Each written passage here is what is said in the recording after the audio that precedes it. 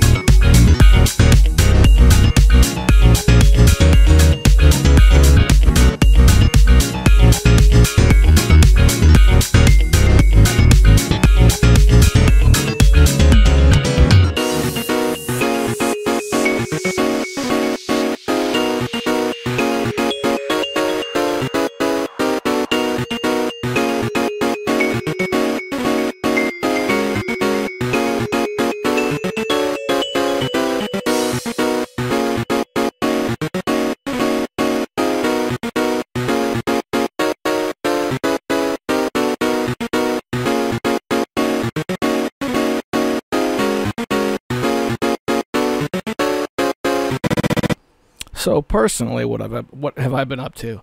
I always feel dirty touching on the subject now because I know how little my listening audience cares about it. But I've been on a bit of a wizardry kick, right? If I put my top 3 video games of all time, River City Ransom, Wizardry 5 on the Super Nintendo, and Quake. Those are the top 3 all time. Couldn't tell you the order anymore, but Wizardry is on there. Long, messy history of why I love it, even though it's a deeply flawed series that you could argue aged very, very poorly. Love it. Can't get enough of it. I spent a lot of money on the Steam winter sale, and the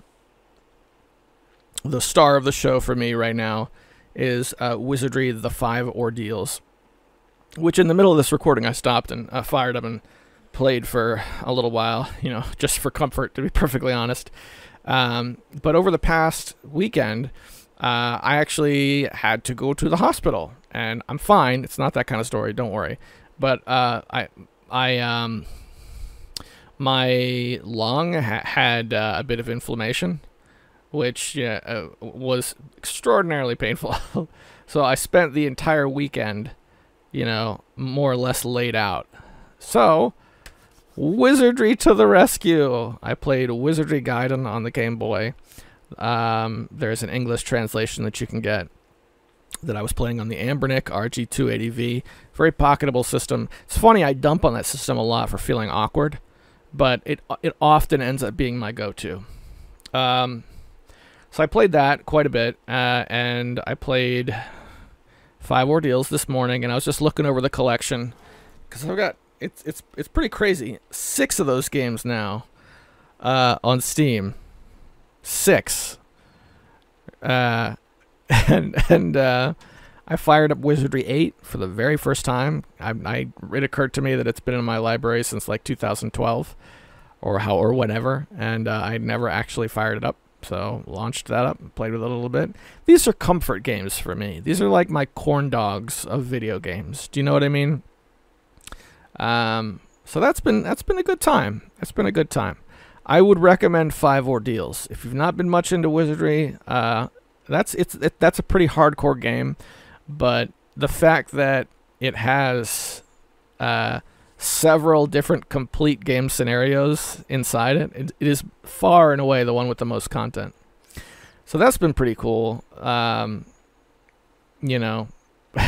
It feels kind of funny settling into that amongst all the other games that I picked up over the Steam sale. Resident Evil 3, the Halo Master Chief Collection, just to name a couple of the real big ones. I buy a lot of garbage games, but those are the 2 real big. Dwarf Fortress, Nah.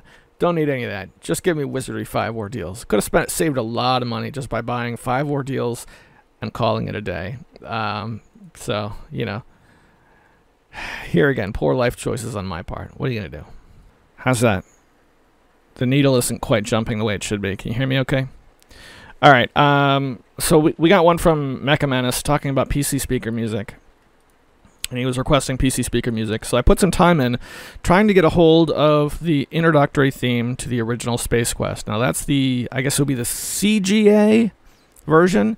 So the first Space Quest game had a remake, or they was so commonly referred to as Space Quest 1 VGA remake. So not that one, the original one had, as far as I can remember, the one and only memorable PC speaker jingle that sticks in my head. Certainly not the only game to attempt PC speaker music, but that's the only one that I remember. So I dug it up, and I can only seem to find it on YouTube. There's a lot of pages that have like video game OSTs, but for some reason, that one I had a difficult time finding a download version. So we'll try and revisit that in another episode. But if you want to look up good old Space Quest 1, watch the introduction. That's the that's the only PC speaker that I can really remember. And it's funny because PC speaker sound lasted for me a lot longer than it should have, right? People were getting, in those days, in order to get good sound on on a PC, you had to have an expansion card to do it. It wasn't something that motherboards had just on them. And my family, we had computers in our house, because my dad was in IT in the 80s and early 90s. So we had computers, but we never had sound equipment on them because he was in software development. He did like debugging and that sort of thing. So we used PC Speaker for everything. I remember playing Doom with PC Speaker, believe it or not. And it was quite an experience. To this day, I don't go back to PC Speaker, not very often anyway, but I would be interested in launching Doom with the good old PC Speaker selected in the options just to see what it sounds like again, because it was something else. Wolfenstein 3D is another one that sticks out because I experienced it in PC Speaker, but if you remember, technically, where Wolfenstein stands in history, it looks... Yes, it was like the first not the first, but the big time 2.5D game that really launched FPS games. But, color-wise, it didn't look too far from, say, Commander Keen and whatnot. So to play that game with a PC Speaker, it fit in my head. But it was also, like, everybody talked about how the guards, when they'd get shot, they would say something weird. Shitstoffel, that kind of stuff, Mein Leben. Everybody at school knew that.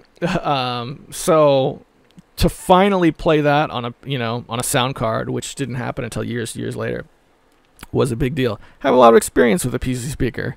So I think it's a great question to go back and find PC Speaker music.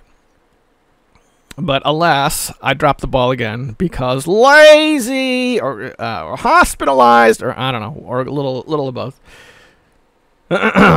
But those are my thoughts on PC Speaker. Play Space Quest 1. Great game. Great game.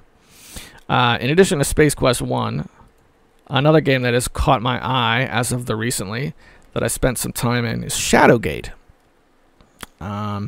There are several different ways to play Shadowgate via Steam. But recently, I have been playing the 8-Bit Adventure Anthology Volume 1. And yes, there's only one volume. But that was the NES versions of Shadowgate, Uninvited, and Deja Vu packaged together on Steam. Very, very much the NES versions. But what I think is cool is that if you actually play Shadowgate on an NES, you're using a D-pad. So you can move the arrow around using the D-pad, and it's pretty fluid. You get used to it pretty quickly. But this was the first time I was able to play that version actually with a mouse, because even if you emulated Shadowgate, you had to use whatever D-pad you had set up, so that's kind of a neat little thing. I never beat Shadowgate either, so when I say I'm playing through it, I'm not talking about cracking open a walkthrough and beating it in 20 minutes, which I know you can do. I'm actually like resolving the puzzles and stuff. And I got further than I've ever been able to get before, which is pretty awesome. I got all the way to, there's one part where there's like a lady who's chained up, and if you do anything, then she turns into a wolf and kills you. Well, I finally killed the wolf lady. And I think at this point, there's now a room with 3 doors, and only 2 of the 3 I can get open. So I'm kind of wandering around collecting items, and I'm pretty sure that I'm supposed to build like the big item. Oh, there's my wife. That allows me to finish the game like by combining items, but I haven't quite figured out how to do it yet. One sec. So that's Shadowgate, and I played that. I've been playing that on Steam lately, but while I was held up in the hospital waiting room, that's another one I played on my mobile device.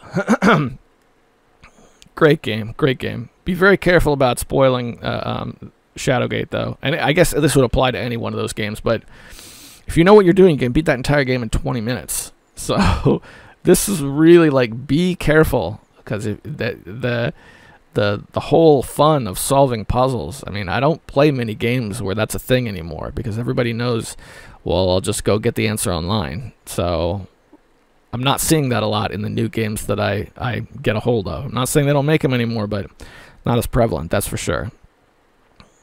So, like I said, there's 3 ways you can play Shadowgate just on Steam. There's that. There's the Mac Venture series, which I would be careful about it because it's a lot harder. And then there was the weirdo remake from like 5 or 6 years ago.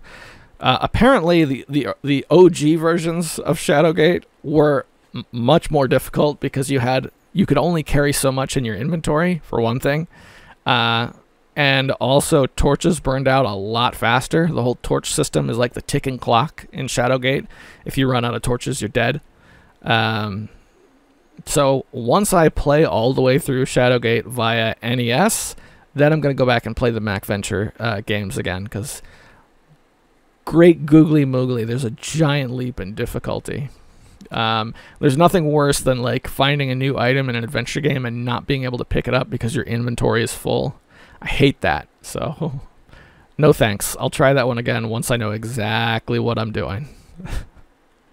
Interestingly enough, while we're on the subject of the 8-Bit Adventure Anthology, according to the forums, they have confirmed that there is a second one in the works, even though this one came out in 2017, so it's been quite a while yet.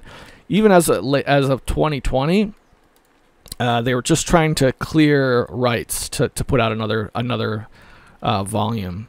From what I understand, that would include Deja Vu 2, which never made it to the NES. Apparently they were working on it, but it just never got ported. And 2 other games that we just don't know about. So super curious to hear about that. I'm not holding out high hopes that it'll get completed, but that was kind of cool. For now, if you want to play Deja Vu 2, it's available via the MacVenture series, but I would expect an elevated difficulty because those old computer games, they don't mess around, man. They're out for blood, and they're out for your blood. Okay, another thing that we touched on in recent episodes was Dave Nukem. Nukem spelled G-N-U-K. Ukem. I finally installed that and played it for the first time in ever.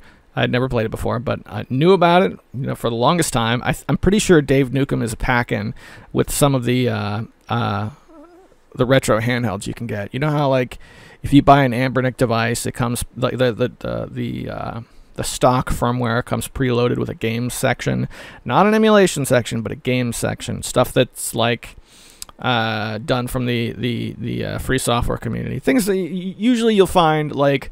Open Jazz, like Jazz Jackrabbit. Tyrian is usually packed in. Dave Nukem I've seen available for this as well. So I snatched a copy of that, and I played it, and it's, I don't know, man, it's very much Duke Nukem 1. The sprite work for Dave himself, I think, is a little off, because he feels chunkier. Like, it plays fine, but the sprite work, he looks like he's got a bit of a gut, which doesn't really fit to me, but that's a small gripe. Apart from that, everything else is spot on. The sprites are all recognizable. The gameplay is there. Supposedly there's a level builder, but I didn't play it enough to figure that out. Excuse me. One of the things I liked is that if you look on the main menu when you start it up, one of the options is ordering info, because it's a free game. So you go to ordering info and you press on it and it doesn't do anything, which I think is pretty clever. So Dave Nukem, if you like the old PC platforming games, from that time, that's a really good one, and it's really free. So get yourself a copy if you feel like it, I guess. Yeah. Okay, so in recent weeks, we've been doing one song off of the top 40. I think, given what's happened this past week, I could use a second one. Let's go back one more time. And I know this is a chiptune-heavy episode, but they're good chiptunes, right? I mean, come on. It's been pretty good lately, you have to admit. So off the top 40, this is track 29.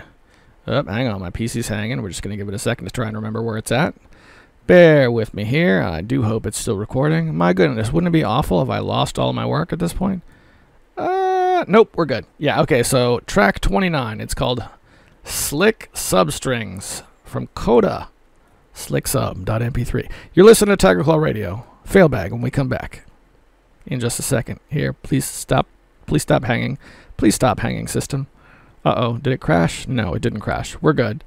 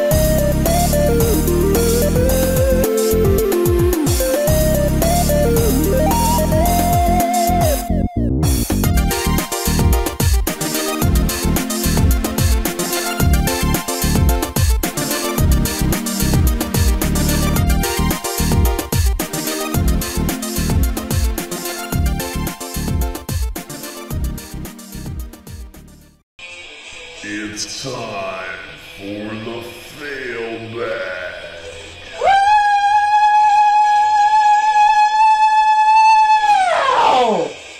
It's the fail bag, everybody. That fantabulous form of entertainment where I read your questions, comments, anything you have you want read on the air. Just reach out. Let me know. You know how to get in contact with me. It's not that hard. You can leave a comment on YouTube. You can head over to Emerald Rangers, where we're being carried, or you can head over to Discord. All of these places. Let me know what you got on your mind, and I'll read it on the air. There we go. We got that static under control. Great. All right, so we're going to start with YouTube this time. Death Adder, 6 days ago. As a fellow Southern gentleman who's a straight beeline south of you by about 8 hours, I can back up your story. It got painfully cold around Christmas time. It was not a fun time for the RC Cola and Moon Pie Chads out there. I'd love to see Duke Nukem taken over by a bunch of non-mutant indie guys. I know the future looks bleak, but there are still billions of non-mutants on Earth. And non-mutants have money to buy games too. I'm not sure if you could ever get around to the opening video, but I hope you enjoy your return. But I hope to enjoy your return to the Mondo Roundverse wrestling ring. I tried to keep your lore intact best I could. All right, enough about video. Let's talk about the crippling addiction to Mickey D's that you mention in every episode.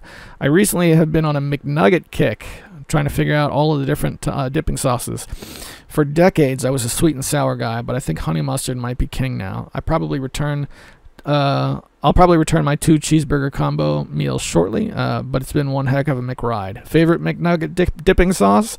The fans demand a response. All right, Death Adder, I gotta say, I'm a sweet and sour guy. Now, mind you, I made the jump from barbecue to sweet and sour as a young lad and stayed there up until I abandoned dipping sauce completely for a couple of decades. And I tried sweet and sour again for the first time just this past year with my daughter, and I gotta say, it brought back some memories. And I dare say I will be a sweet and sour guy for life.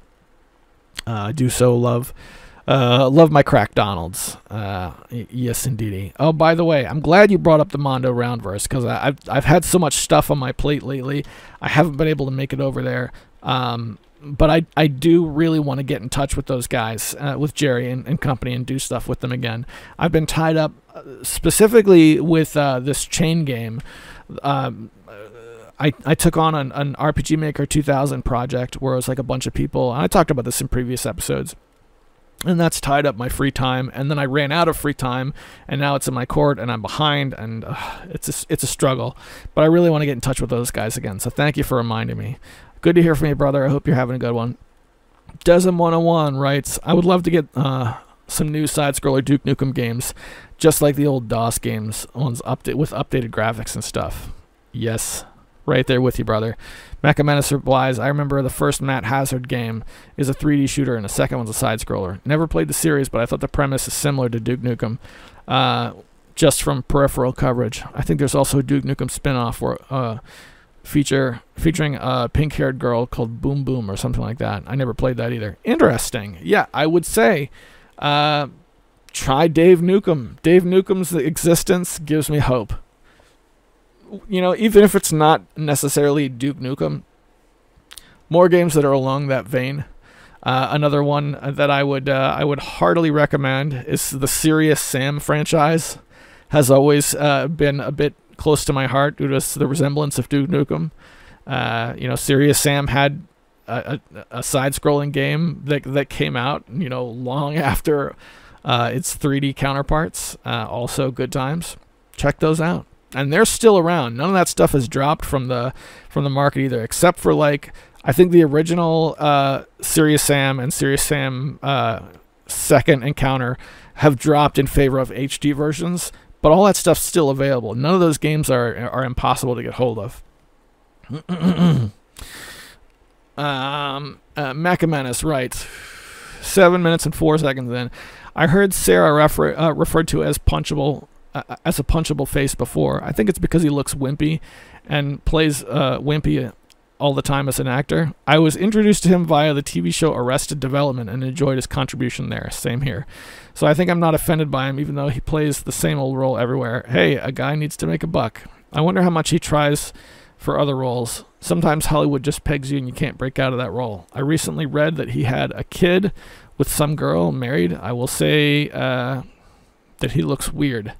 He also has an immature look, and it's the immature look, that his face is often looked at as punchable. I don't know how someone going into Arrested Development not liking Cera would tolerate him, but that's the role that defined him in Hollywood because he fit that role so well. That show was a great platform for a lot of actors. Highly recommend watching it. Yeah, I also like Arrested Development. Don't know what it is. Didn't mind him on Arrested Development one bit, but as soon as I started encountering him outside of that show, I couldn't. I'm sorry. Let's see. He says, you read my suggestion about the PC speaker music this week. I recommend tons of that ping pong inside my head all the time, such as Will Harvey's Zany Golf. I thought you might have some resources which include remixes made by PC Speaker only. I bet I could find them, but I don't have anything handy.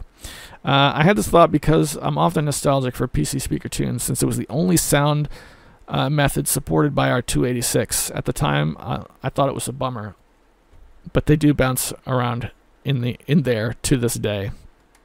Yeah, I'll check it out. I think it's a great idea for some content to explore PC speaker sounds and whatnot. Although I don't see too many other people talking about the PC speaker with nostalgia, because it was, even back then, it was something we were trying to break out of. So I don't know. I'll take a look. We'll see what we can come up with. He says, I'll create the Party Popper mix and link to it. I want to remember to do this. So if I do, leave a comment prefacing. I'll leave a link so you can check the auto-blocked comments. I'm checking everything that says held for review, so I'll put a heart on that one so you know I got it, but I haven't seen anything with a link. By the way, do you have my email address? Because you're allowed to I mean, you know, I'm comfortable with you reaching directly out to me, dude, because you've been writing. It's been years now. I don't know if that's easier or harder for you, but let me know.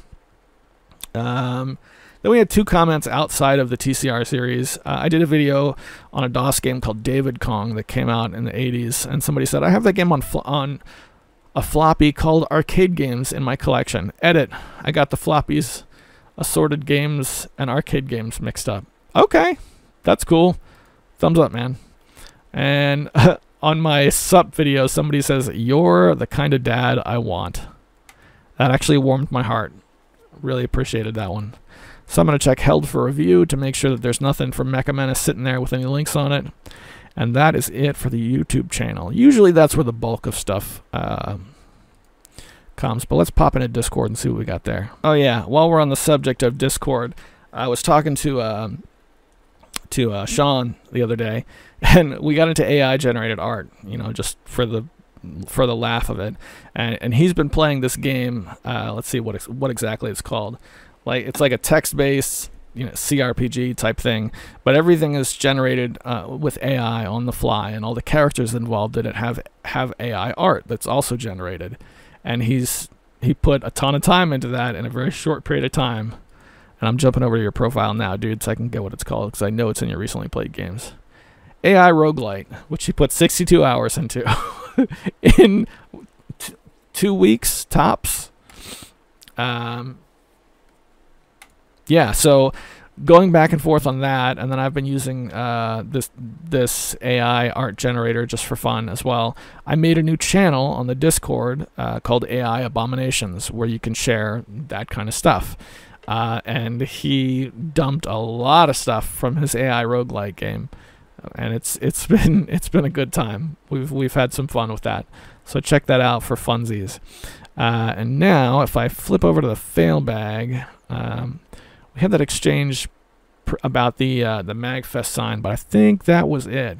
Yeah, that's it over at the Discord. And the final place I'm going to check, the individuals who made the deal to get us back on the air, Emerald Rangers. Let's see what's going on over at emeraldrangers.com. Cheap Chivos, all about Thomas. That's from Kaiser. We've got Powerman 5000 live in Sydney. All right. I haven't heard anybody talk about Powerman 5000 in a long time. Reader Rabbit retrospective. Do choices hurts storytelling in video games. And here we go. Tiger Claw Radio 436 Buyer's Remorse. No comments. But yeah, that's where the newest episodes are coming out. is on emeraldrangers.com. So big thanks to Sendu and the gang for that. Also, by the way, when we hit the 20-minute mark, I forgot to thank the sponsors. This is a Patreon-sponsored program. Right, so it's emeraldrangers.com, and it's Hemrock, and it's Tecmo Balls. These 3 individuals give of their resources to make sure we come back every single week, even after a hospital visit. Just to be clear, whenever Monday's a holiday, I usually spend that day with my family as well, which is the reason why this is coming out on Tuesday as opposed to Monday. It's not because I was in the hospital, but rather I was home with my family and couldn't get things finished up. So big thanks to all you guys. I hope you're enjoying the party. So as we move forward into this next week, I got a few things I want to do. I have to add 30 minutes of gameplay to this RPG Maker game. That's one thing. I really want to play more Wizardry because that's been my comfort game for another. And also, I've been playing through Halo Combat Evolved via the Master Chief Collection, and I'm pretty far into it. I've played I've sat down with the campaign of the original Halo many times, but I think I've never beat it, and I think I'm further than I've ever been before. So I'm really hoping that I can play that one to completion for the very first time. All that and more, we'll get the update next week here on Tiger Claw Radio. And with that, that's TCR for this week. Life is short, ladies and gentlemen. It comes and it goes, and you never know when it's going to happen. You know, one day you're going to every MCW wrestling event ever known to man, and the next day you're passing away in your sleep.